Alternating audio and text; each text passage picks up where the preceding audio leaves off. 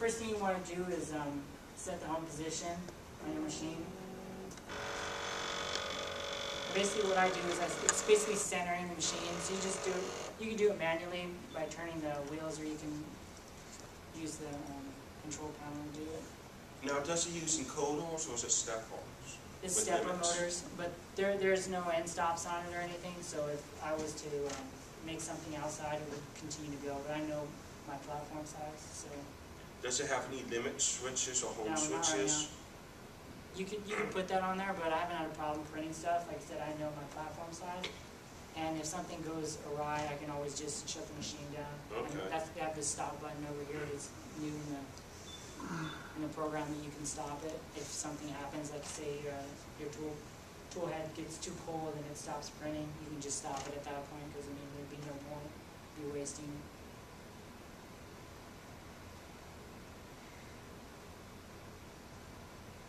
And over here, here's the jog size. That tells you how much to move those stepper motors.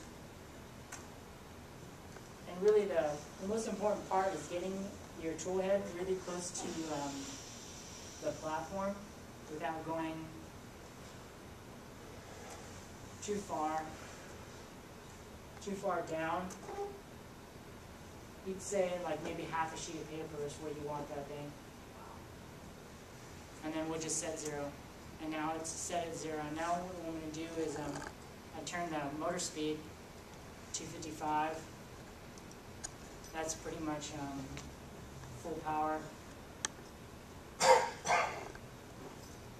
And the target temperature for me is going to, since I haven't dialed in, there's a complicated way of checking the thermoresistor, and there's an equation to getting the right temperature versus resistance. That's how it creates the heat is the resistance.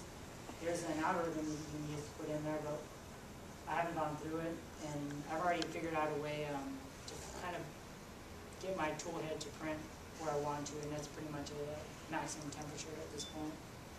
And that's not accurate. I think it's off by like 5 degrees, but I already know that, so I just make up for it. So I'm going to say 255. And you'll see over here, it shows your temperature chart. So it'll, and this is your resistance right here. So this right here, it tells you it's giving it all the power. So now you'll see my heating elements start to shoot up. And this is, like I said, all in real time. Do you have to lift up the nozzle now? You can. How long does it take to get from room temperature to the required temperature?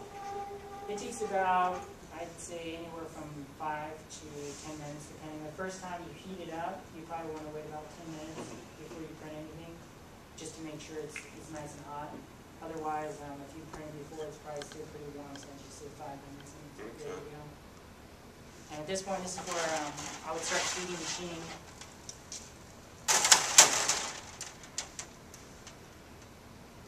So basically, you just cut it off at the end, and I'll just feed it down here. There's a little hole where it goes. And this is where this motor speed comes into play. So we're going to say forward. Now that motor's turning, and I'm just going to feed it in. And once it grabs it, you can kind of hear it. It's got it. And then you just kind of watch it. Make sure it doesn't go all the way down into the tool head, because it's not warm enough yet. So just wait till it gets almost there.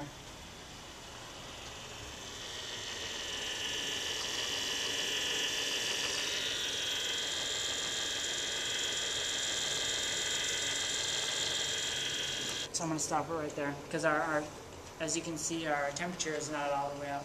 And basically, even when it's all the way hot, you still want to wait until it's hot the whole way through, just to make sure your tool head's warm enough.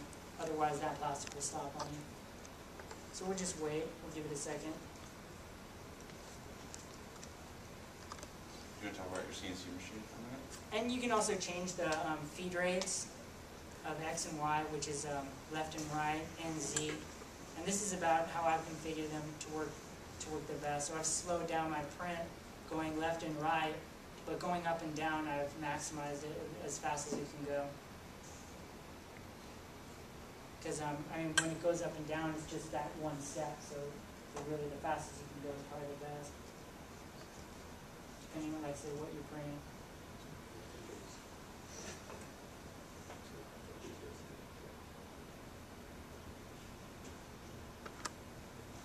Now we'll talk about, I guess, you want to, and with the CNC also, we're trying to build one with the help of Rich.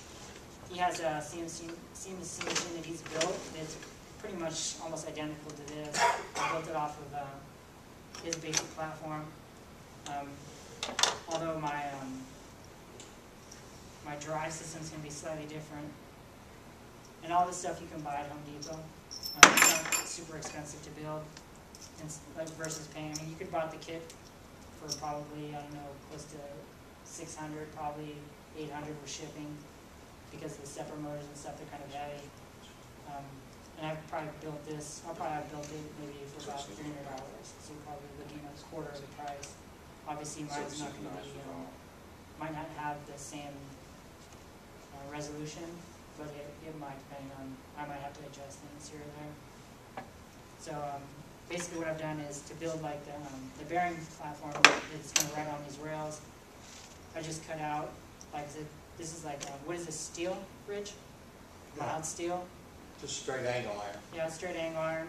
And I just put holes in it so that I could put these bearings in. And I put them so that the bearing is just barely peeking out of the bottom, so that way it'll ride on there.